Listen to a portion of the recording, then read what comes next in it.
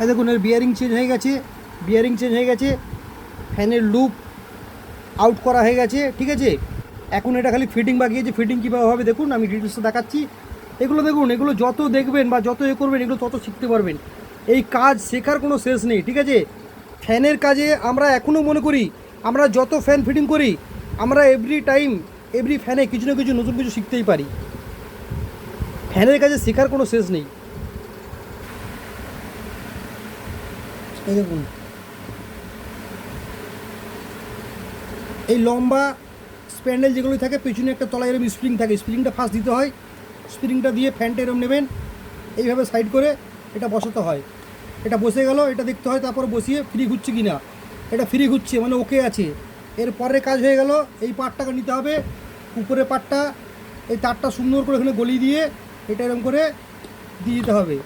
দেওয়ার পরে একটা এরকম ধরে জাস্ট হালকা করে দু হাতে প্রেস দিয়ে দিতে হবে। প্রেস করলে এটা বসে যাবে, দেখুন সুন্দরভাবে বসে গেল, ঠিক আছে। হ্যান্ড প্রেসেই বসে যাবে, টোকাটাকি করতে হবে না। ছোটো ফ্যান স্মুথলি একদম বসবে, সব কিছু যদি ঠিকঠাক থাকে কোনো রকম কোনো প্রবলেম আসবে না। তারপর স্ক্রুগুলো হাত দিয়ে টাইট দিয়ে দিন, টাইট দিয়ে বাকি যেগুলো আমি করে থাকি সেগুলো আপনাকে দেখাচ্ছি। ফার্স্ট স্ক্রু টাইট হওয়ার পর কী করার থাকে করণীয়, যেটা হচ্ছে মেন জিনিস, হাত দিয়ে ঘুরিয়ে দেখা। এটা ঠিক নেই, এখন এটা ফল্ট আছে, এটাকে ঠিক করতে হবে। তার জন্য কী প্রয়োজন আছে থাকুন আমার সঙ্গে, আমি দেখাচ্ছি পুরো ব্যাপারটা। ফার্স্ট হচ্ছে এগুলো ভালো করে টাইট দিতে হবে। টাইট এগুলো ঠিকঠাক হয়নি, টাইট দেওয়া হয়ে গেলে পরে একবার সুন্দর করে ঘুরিয়ে দেখতে হবে। দেখুন একদম ইজি জলের মতো ঘুরছে, কত সহজে কাজটা ভালোভাবে হয়ে গেল, ঠিক আছে। এই ফ্যান একদম পুরো এখন চাবকের মতো চলবে, কোনো রকম কোনো অসুবিধা নেই, কোথাও কিছু প্রবলেম করবে না ফ্যান। না সাউন্ড হবে ফ্যানে, না ডিস্টার্ব হবে, না কোনো প্রবলেম হবে। ফ্যান এখন বছরকে বছর কয়েল চলতে থাকবে। ফ্যানের এই কটা জিনিসই থাকে, কিন্তু এই কটা জিনিসের মধ্যে এটাকে চেক করাটা হলো সবথেকে বড় জিনিস, জানেন, যেটা সবাই জানে না। দেখুন ক্যাপাসিটার ক্ল্যাম্পটা স্ক্রুতে সাইড দিকে টাইট দিয়ে দেবেন। টাইট দেওয়ার পরে কাজ হয়ে গেল, যেটা হচ্ছে ফ্যানের মেন জিনিস, তারটা সাইড করে বার করে নেবেন।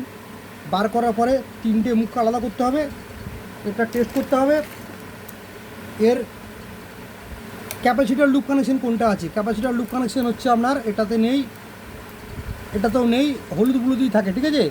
হলুদ ব্লুই যাবে ক্যাপাসিটার কানেকশন, হলুদ ব্লুতে যাবে ক্যাপাসিটার কানেকশন। একটা হলুদে গেল, একটা ব্লুতে গেল, কানেকশন হয়ে গেল। এরপর দেখার আছে লাইন টেস্ট, এটা কোনটা ঠিক ঘুরছে কোনটা ভুল ঘুরছে।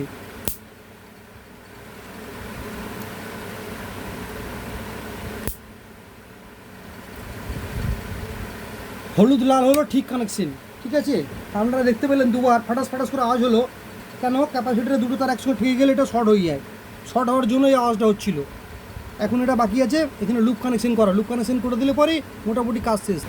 দেখুন বন্ধু, লুপ কানেকশন কমপ্লিট। এখন এটাকে লাইন দিয়ে চেক করার পালা।